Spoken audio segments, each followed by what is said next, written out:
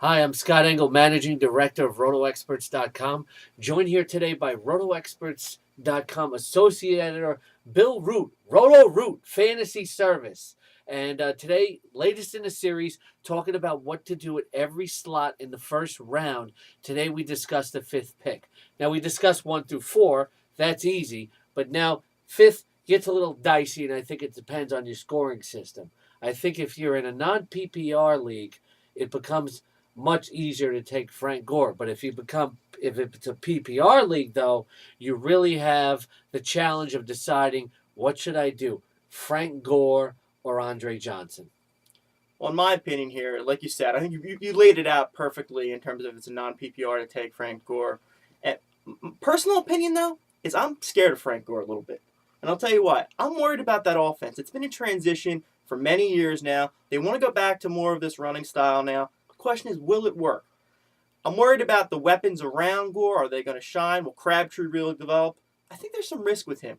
So I could see at least the argument to take Johnson even in a non-PPR, even though I think you laid it out correctly. In the end, I would go in a non-PPR with Gore. In a PPR, though, strongly considering Andre Johnson. I think that's a pick that I'm going to make. I'm going to go that way. And obviously, you make your own analysis. You come up. We just feed you the info. You make your own pick. But I would go Andre Johnson in a PPR at that slot.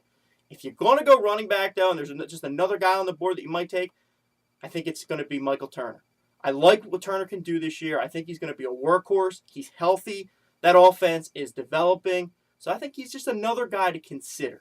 Yeah, the more you talk about it, the more you see Michael Turner in the preseason, the more you get sold on him. And we'll talk about him more at the 6th and the 7th pick. But hey, maybe it's not outrageous to take him in number 5 in a non PPR. But I still think I'd go with Gore for the more versatility, more yards from scrimmage. But in a PPR, I'm pretty sold on Andre Johnson. Now, we've talked about this on SiriusXM Fantasy Sports Radio. And if you take the running back, you can get a nice wide receiver on the swing in the second round in number 5 spot. But Andre Johnson is so much the clear number 1 wide receiver in fantasy football that I think you have to take him. Now, I think in a PPR, I'm set. In my mind, I'm going to take Andre Johnson. Andre Johnson, Frank Gore, it's kind of close. But there are some people who have questions. Do you take a quarterback at number 5 if it's 6 points for a touchdown pass? I say no, but you have to be ready for anything in a fantasy football draft. There are players in some leagues who are going to take a Drew Brees or an Aaron Rodgers at number 5. Let them do it.